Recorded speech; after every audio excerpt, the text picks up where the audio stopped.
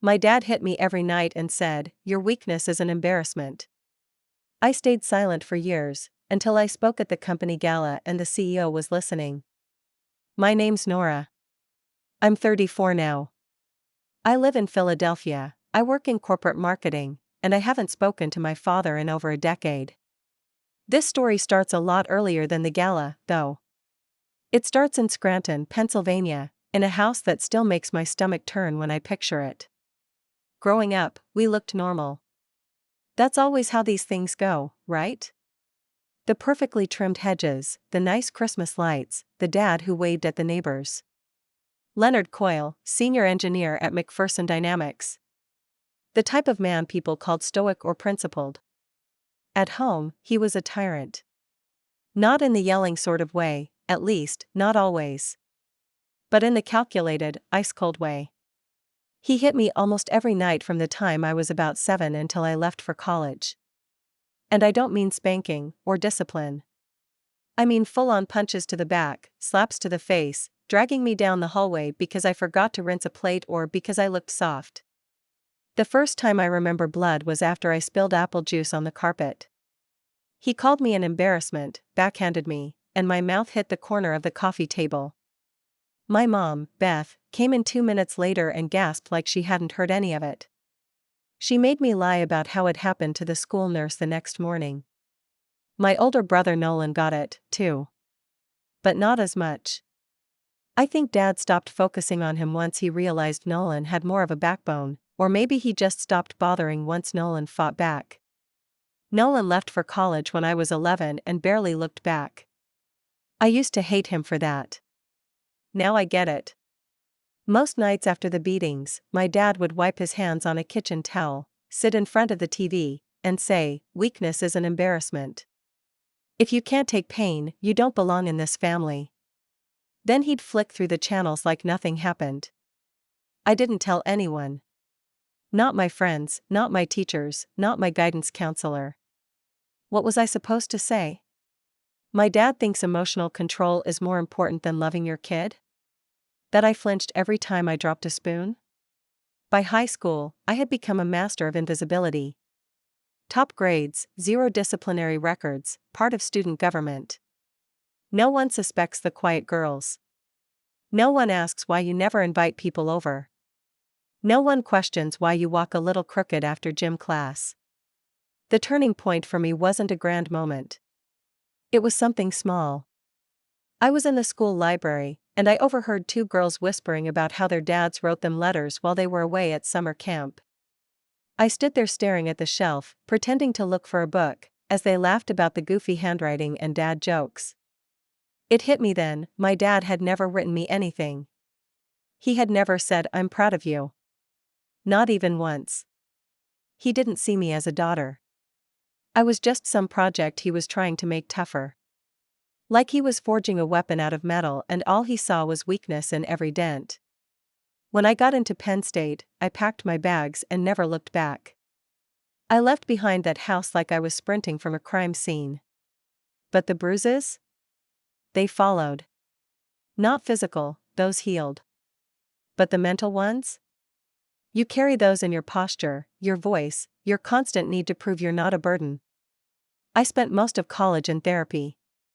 I barely talked the first few months. I'd show up, cross my arms, and nod when prompted. It took until my junior year to say the word torment out loud. And even then, it felt like betrayal. I graduated early. Marketing degree, honors, clean slate. I moved to Philly and joined a mid-sized tech company called Quantitech. It was the first time in my life where no one knew anything about me. No one looked at me like I was a problem. It was refreshing. Terrifying, but refreshing. The work was fast-paced and competitive, but I found a rhythm. I was good at reading people, anticipating their needs, and staying one step ahead. Childhood survival training, I guess. My boss, Rena, was sharp but kind. The kind of woman who remembered your mom's surgery date and also grilled you on missed KPIs. We weren't friends exactly, but over time she became something like a mentor. She asked once if I had family in town. I said no. That was the end of the question. The real shift happened last fall. Our company had just wrapped a massive rebranding campaign. It was my team's baby, something we'd built from scratch over the years. Normally, someone higher up would present it at the annual gala, but our exec had to pull out at the last minute due to a family emergency. Rena pulled me aside before the event. "I want you to present," she said. I froze. Just like that, the old panic came back. The tight chest. The voice in my head that sounded like him. "Me?" I asked. "Why me?" "Because no one knows the story of this campaign better than you," she said. "And because it's time." Time for what, exactly? Time to fail in public? Time to feel exposed? Still, I said yes. And when I stepped up to that stage, the lights blinding my eyes, the microphone cold in my palm, I could hear him. My father. Telling me I was soft. That I'd mess it up. That my voice was an embarrassment. But I spoke anyway. I don't remember every word I said during that speech. Not because I blacked out or panicked, no, I was present. Very present. But the words flowed out of me not like a speech, but like a release. Years of buried emotion, hidden strength, and silent fury found a way out in front of a crowd that expected data and vulnerability. I started with the campaign details, sure. The numbers, the metrics, the goals we hit. But halfway through, I could feel the shift in the room. I looked out and realized they were listening. Really listening. So I stopped talking about market trends and started talking about the why. Why I fought so hard for this project. Why I pushed my team the way I did. Why I'd put in late nights that no one asked for. Because I'd spent my life trying to prove I wasn't weak. Trying to prove I had value. I didn't tell them everything, not yet. I didn't mention the beatings or the belt. But I did say this: sometimes people grow up in places where their voices are never heard, where their ideas are dismissed before they're even shared. And when those people finally get a seat at the table, it's not just business, it's survival. I think it hit people harder than they expected. I wasn't crying. I wasn't shaking. I was steady. And I think that made it even more impactful. A quiet strength. Not performative, not forced, just honest. After the applause, and there was a lot of it, more than I'd ever received for anything, I stepped off the stage and tried to slip into the background. I didn't want attention. I wasn't chasing praise. But people came up to me, coworkers, managers, even a few strangers who were spouses or guests. One woman, maybe in her 50s, touched my arm and said, "That was my daughter up there speaking. She's not you, but she's lived through something like that. Thank you for making people listen." I just nodded. I didn't know what to say to that. Later that night, as the crowd thinned and the hotel staff started quietly stacking chairs, Martin Delaney, the CEO, approached me. He's one of those tall, polished men who carries silence like a weapon. Never one to make small talk. "Nora," he said simply, "that was the most meaningful presentation we've ever had at this gala." I mumbled a thank you. "I'd like to speak with you next week," he added. "Let's schedule something." My stomach sank. Was this a good thing or a bad thing? Had I said too much? The next Monday, I found myself in a glass office overlooking Center City. Martin sat across from me with his hands folded and a look I couldn't quite read. "I want to promote you," he said. "We've had an opening for senior strategic lead, and your name's been floated more than once. But I'll be honest, I was unsure before." "Why?" I asked. Not defensively. I just wanted to know. "Because you don't speak up," he said plainly. "You do excellent work, but you keep your head down. That's not always a bad thing, but leadership needs visibility." Then he leaned back and added, "You changed that last Friday. And I think it's time we recognize what you bring to this company. Not just in numbers, but in character." It felt surreal. Like something out of a movie. But at the same time, I didn't feel giddy. I felt validated. Like something I'd been owed finally landed. That night, I walked home instead of taking the train. It was a cold, crisp evening, and my scarf scratched at my chin, but I didn't care. I passed storefronts, traffic lights, strangers with takeaway coffee, and all I could think was, I survived. And now I'm being seen not as a survivor, but as someone worth listening to. Still, the past isn't a book you can close neatly. A week after the gala, I got a text from a number I hadn't seen in over 10 years. Nolan here. Heard you gave a heck of a speech. I'm in Philly next week. Want to talk? I stared at the screen for a long time. Nolan. My brother. The one who escaped and never looked back. The one I resented, envied, and missed, sometimes all at once. We met at a diner near 30th Street Station. A nondescript place with chipped coffee mugs and waitresses who called you hun. We sat across from each other in a cracked vinyl booth, awkward at first. He looked older. Softer around the edges. Same sharp eyes, though.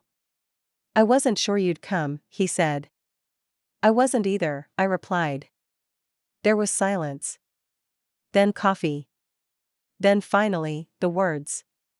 I heard what you said at that gala, he said quietly. A friend sent me a clip. You were strong. Braver than I ever was. You left, I said. That was brave, too. I left you behind, he said. That's not the same. I wanted to be angry. But instead, I felt tired. Tired of carrying it alone. I hated you for a while, I admitted. I thought you abandoned me. I did, he said. No excuses. I couldn't survive in that house anymore. And I thought maybe if I left, things would get better for you. That he wouldn't have a reason to keep doing it. I swallowed. It got worse. I'm sorry, he said. And this time I knew he meant it. We didn't hug. We didn't cry. But we talked. For 3 hours. About Dad. About Mom. About therapy. About the way some memories feel like acid under your skin. He'd gone no contact years ago. Changed his number. Moved to Chicago. Built a life from the ground up. Married, 1 kid, golden retriever, the whole thing. But you could still see the scars, if you knew where to look. At one point, he asked me something I didn't expect. Have you told Mom? I shook my head. She knew. She just pretended not to. Still, he said, maybe she needs to hear it. I didn't answer. I didn't know what to say. Because the thing about survivors is, we don't always want apologies. We just want someone to acknowledge the truth. A few weeks passed after that conversation with Nolan. Something about reconnecting with him reopened a door I hadn't touched in years. I found myself lying awake at night, staring at the ceiling, thinking about my mother. About the sound of her heels clicking down the hallway while I cried into a pillow. About how she'd busy herself with dishes while bruises bloomed beneath my sleeves. I had told myself for so long that she was just scared. That she couldn't help. That maybe she thought pretending it wasn't happening would somehow protect us. But the older I got, the harder that excuse became to hold. Nolan didn't bring her up again, and I didn't reach out. I told myself I didn't need to. That I was healed, that I was doing fine. But healing is rarely linear. It's jagged, messy, full of regressions. And something about seeing my brother again made the silence feel heavier. It was early spring when I got the letter. A real letter. Postmarked from Scranton. No return address. Just my name written in tight cursive I recognized immediately. Beth. I stared at the envelope for hours before I opened it. Inside was a single page. Nora, I don't know if you'll ever read this. I don't expect forgiveness. I know what I didn't do. I know what I saw and chose to pretend I didn't. And I know that silence can be as violent as a slap. Your father was a hard man. but I was the coward. And I let you suffer so I wouldn't have to. I saw the clip from your speech. Someone showed it to me, and I didn't know what to do with it. I watched it over and over again. You looked so strong. Like the woman I always wished I could be. I'm sorry I wasn't your mother when you needed one. Love, Beth. I didn't cry when I read it. Not at first. I sat on the edge of my bed, the letter trembling in my hands, and I felt empty. Like someone had reached into me and pulled out all the breath. I read it again the next morning. And the next. And then I put it in a drawer. I didn't write back. I wasn't ready. Work continued. The promotion was official by then. Senior strategic lead. My office had a view of Broad Street and a chair that didn't creak. I had direct reports now. People who looked to me for answers, for guidance. And weirdly, I liked it. I liked being the one people came to. It made me feel useful. Like I was breaking the cycle in 1,000 tiny ways. I even started mentoring an intern named JC. Young, sharp, but clearly nervous all the time. She reminded me of myself, always second-guessing, always apologizing for things that didn't require apologies. One day after a long meeting, she stayed behind. Can I ask you something? She said. Sure. She hesitated. How do you know when you're not broken anymore? That caught me off guard. I smiled, a little sadly. You don't. Not all at once. You just notice one day that you're breathing easier. Those things hurt less. And that you're not flinching at shadows. She nodded, and for a second, I could see tears brimming. But she blinked them back. I was just wondering, she said, and left the room. I sat at my desk for a long time afterward, staring at the city lights and wondering how many of us were walking around carrying the same invisible weight. How many people like her, like me, were just waiting for someone to make them feel seen. It made me think back to a day when I was 10, crouched behind the hallway wall after one of the worst nights. My cheek is burning, my chest is tight. I remember hearing my mom talking on the phone in the kitchen, laughing. Not 10 minutes after I'd been slammed into a door. That memory had haunted me for decades. It had lived in the background of everything. But now, as I looked down at her letter again, I felt something shift. I still didn't forgive her. Not yet. But the rage was quieter. Another month passed. Then another. It was summer when the email came from HR, asking if I'd be willing to speak again at the upcoming Quantitech retreat. Different from the gala. More intimate. Leadership-focused. And this time, they wanted me to talk not about branding or business, but about resilience. Funny how things circle back. I agreed. But I told them I wanted it to be a conversation, not a presentation. A moderated Q&A, honest, raw, not rehearsed. They agreed. The day of the retreat, I sat in a soft chair on stage, in front of about 60 people, directors, team leads, new managers. There was a moderator beside me, and she asked gentle questions about leadership, identity, and fear. At one point, she asked, "Do you think our childhood shapes the kind of leaders we become?" I paused. Yes, I said, slowly. But not in the way people think. It's not about success or drive or ambition. It's about how we learn to listen. How we learn to recognize what silence really means. Because some of the best lessons I've ever learned came from watching what happens when people refuse to hear pain. I saw a few heads nod. A few eyes lower. That retreat opened something new. Not just for me, but for others. After the session, one of the department heads came up to me and said, "I've been dealing with stuff I've never told anyone.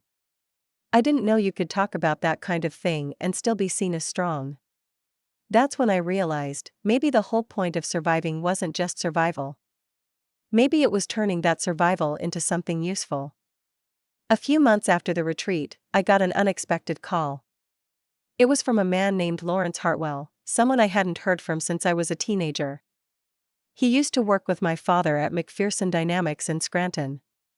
He was a junior engineer back then, a quiet guy with thick glasses and an even thicker nervous laugh.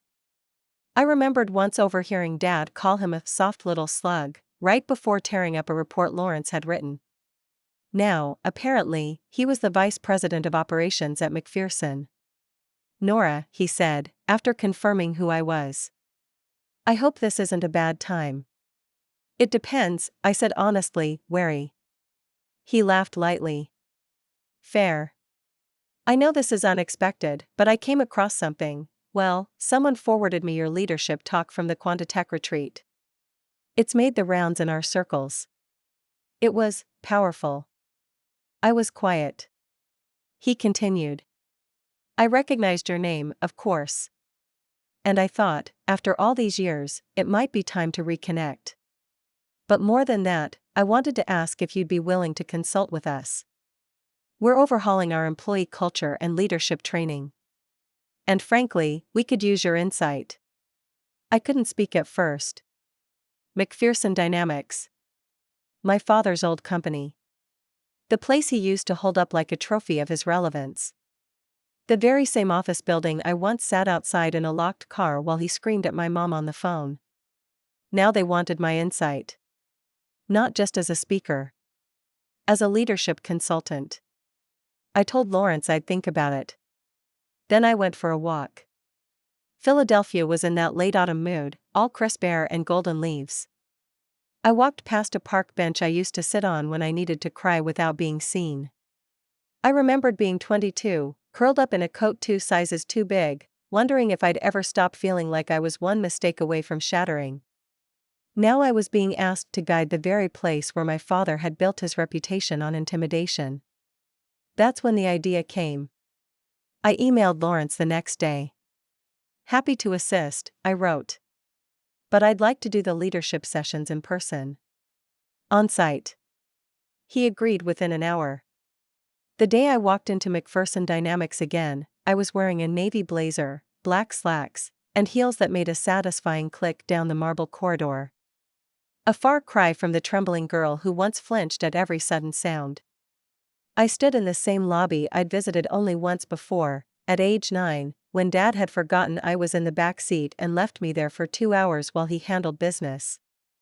The receptionist smiled. "You must be Ms. Coyle. We've been expecting you." Ms. Coyle. Funny how a name can feel so different depending on who's saying it. The session was held in the executive boardroom. I stood at the head of a long oak table while department heads, team leads, and executives filed in. There was even a plaque on the wall with my father's name among a list of retirees. I didn't look at it. For 2 hours, I guided them through strategies for trauma-informed leadership. How to spot signs of burnout. How to create a culture of safety, not fear. How to actually lead, not intimidate, not manipulate, lead. At the end, someone asked, "What motivated you to focus on this type of leadership?" I smiled. Paused. "I grew up in a house where leadership meant fear," I said. "Where strength was measured by how much you could control people, not how much you could uplift them. It taught me everything about what not to do." Silence. Then nods. Murmurs. A few flushed faces. After the session, Lawrence walked me out. "I have to say," he said, "this is exactly what we need. You've got a real gift for cutting through the corporate fluff." I looked around the lobby again, at the polished tile, the quiet hum of legacy. "Do you still have that old leadership award wall in the west hallway?" I asked. He looked surprised. "Yeah. Though we've talked about updating it." I nodded. "I'd take down the ones that don't reflect your new values." He looked at me carefully. He understood. "I'll bring it up with the board," he said quietly. I left it at that. 3 weeks later, a courier delivered a small package to my apartment. Inside was a brass nameplate. The kind they put on plaques. Leonard Coyle, Sr. Retired 2004. A sticky note attached said, "We've started making space for people who earned their place by building, not breaking. Thought you might want to keep this." LH. I stared at it for a long time. It was surprisingly heavy. I didn't hang it. I didn't smash it. I tucked it into the bottom drawer of my filing cabinet, under tax documents and old notebooks. Because I didn't need it on display. I already had everything I needed: my voice, my career, my power. That was the revenge. Not the demotion of his memory, not the removal of his plaque. The revenge was being remembered for everything he tried to crush. Being praised for the very thing he called shameful. Being everything he said I would never be, and doing it without ever raising my voice or my fists. And maybe most satisfying of all, never needing to prove anything to him ever again.